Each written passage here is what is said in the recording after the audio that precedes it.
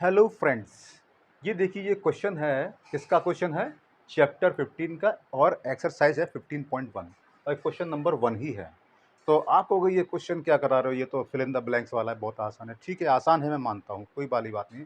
लेकिन ये क्वेश्चन समझना बहुत ज़रूरी है। अगर आपने ये समझ लिया तो आपकी एक्सरसाइज आसान हो जाएगी, क्योंकि इसके अंदर कुछ ऐसी बातें हैं जो आपको बराबर काम आने वाली हैं। और मैंने एक और वीडियो बनाया है पहले से ही, और उसमें पूरी प्रोबेबिलिटी की थ्योरी की जानकारी है, उसे आप देख सकते हो और आपको श्योर बेनिफिट मिलेगा। तो देखिए, ये जो क्वेश्चन को समझाने जा रहा हूँ, तो मैं इसका सॉल्यूशन यहाँ करता हूँ, ठीक है? सॉल्यूशन तो नंबर 1, तो मैं यहाँ पर क्या करता हूँ, एक छोटा-सा मैं एक रफ काम कर लेता हूँ समझाने के लिए। तो मान लीजिए कि एक डाइस है, ठीक है?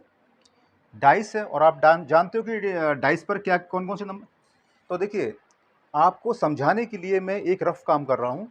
तो यहाँ पर मैं एग्जांपल ले रहा हूँ डाइस का। तो डाइस पर नंबर क्या होते हैं हमारे? 1, 2, 3, 4, 5 और 6 होते हैं। और आप जानते हो कि डाइस जो होती है ना, उसको आप जब रोल करोगे तो कोई भी नंबर ऊपर आ सकता है।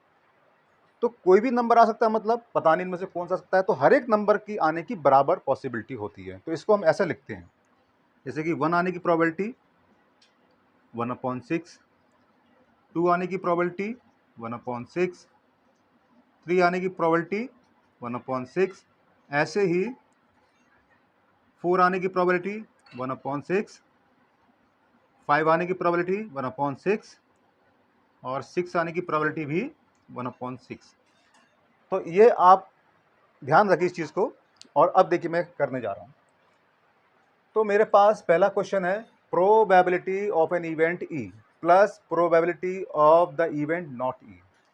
मतलब क्या है? कोई प्रोबेबिलिटी हो सकती है और वही प्रोबेबिलिटी नहीं हो सकती है। इन दोनों का सम कितना आएगा? तो देखिए, मैं मान लेता हूं मैंने एक डाइस को थ्रो किया और मैंने कहा कि 1, तो 1 आने की प्रोबेबिलिटी कितनी है? 1/6। अब 1/6 आने की प्रोबेबिलिटी है 1/6, लेकिन और 1 ना आए तो इसका मतलब है कि 1 को छोड़ करके इनमें से कोई भी आ सकता है, इन पांचों में से। तो इन पांचों का सम करोगे तो कितना आएगा? वो 5/6 आएगा। तो जब आप इनको ऐड करोगे तो कितना आएगा? 6, 1 + 5 दैट इज 6/6। तो क्या आएगा आंसर? 1। तो देखिए इसका आंसर क्या रहेगा? 1। यानी कि प्रोबेबिलिटी ऑफ एन इवेंट ई, मतलब किसी इवेंट की होने की प्रोबेबिलिटी और उसी की ना होने की प्रोबेबिलिटी का सम होता है 1। हमेशा ध्यान रखना। तो ये आंसर आएगा यहां पर 1। अब आते हैं नंबर सेकंड। तो नंबर सेकंड का आंसर क्या है? The probability of an event that can not happen. मतलब वो प्रोबेबिलिटी हो ही नहीं सकती, किसी कीमत पर नहीं हो सकती। Such as event is called. तो इस टाइप की जो इवेंट होती है क्या कहलाती हैं? तो देखिए, ये डाइस है, तो डाइस पर नंबर है 1 से लेकर के 6 तक। अगर मैं मांगू कि मुझे चाहिए 8, तो 8 तो कभी आ ही नहीं सकता, आ ही नहीं सकता। तो the probability of an event that can not happen is 0, है ना? तो ऐसी प्रोबेबिलिटी कहलाती है 0, जो कभी हो ही नहीं सकती, और ऐसी प्रोबेबिलिटी कहते हैं इम्पॉसिबल। तो यहां पर आप लिख दोगे इम्पॉसिबल। तो यहां पर मैं सेकंड में यहां भी लिख देता हूं, क्या आंसर लिखोगे इसका? 0 एंड इम्पॉसिबल। ठीक है। अब देखिए थर्ड का, the probability of an event that is certain to happen. वो प्रोबेबिलिटी जो हमेशा हो ही सकती है, श्योर है, वो हर बार आएगी आएगी। Such as event is called. तो इस टाइप की इवेंट को क्या कहते हैं? अब जैसे कि हमारी डाइस है, तो 1 से लेकर 6 है, मैं कह दूं मुझे कोई भी नंबर चाहिए 1 से लेकर के 6 तक, मतलब मैंने 1 से 6 तक मांग लिया। 1 आया तब भी मैं जीतूंगा, 2 आया तब भी जीतूंगा, 3, 4, 5, 6 तक आ जाए मैं जीतूंगा, और मैंने ये मांग लिया। तो डेफिनेटली वाली बात है, उसके पास यही है तो यही आएंगी। तो इस टाइप की इवेंट को क्या कहते हैं? एज। तो ये होती है 1, क्योंकि आप जब इनको ऐड करोगे तो 1 ही आएगा इन सबको, ठीक है? तो 1, और सच event is called sure event. यानी कि थर्ड का आंसर आप यहां लिख सकते हो अलग से, 1 श्योर इवेंट। अब आते हैं number 4, the sum of the possibility of all the elementary events of an experiment. मतलब आपने डाइस को थ्रो किया तो एक्सपेरिमेंट कर रहे हो, उसको एक्सपेरिमेंट बोलते हैं। तो sum of the probability of all बोल दिया, इसका मतलब है डाइस को थ्रो किया तो सबकी प्रोबेबिलिटी को जब ऐड करोगे तो 1 आएगा। आप ऐड करके देख सकते हो, ठीक है, जैसे मैंने यहाँ पर किया भी है। और फिर भी आप देख सकते हो, जैसे कि 1/6 plus 1/6 plus 1/6 plus 1/6 plus 1/6 plus 1/6। तो ये कितना हो गया? 6 इंटू 1/6 दैट इज 1। तो इसका आंसर क्या रहेगा? फोर्थ वाले का 1। तो फोर्थ वाले आंसर आएगा 1।